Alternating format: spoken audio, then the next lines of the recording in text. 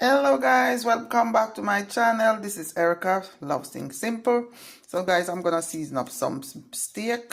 So far I washed my beef and with vinegar, and now I put some jerk season, some sweet pepper, some tomato, and some green tomato, ripe tomato, green tomato, onion, garlic. So we have scallion in there, ginger. So guys, I'm seasoning up this meat. I'm a Jamaican and I'm seasoning it up the way Jamaican season up meat. So here, what is in it again? We have some scallion, some sweet tomato, some ginger, some garlic, and some scallion, and some jerk sauce. Now forget about the jerk seasoning. So we're gonna have some all-purpose seasoning.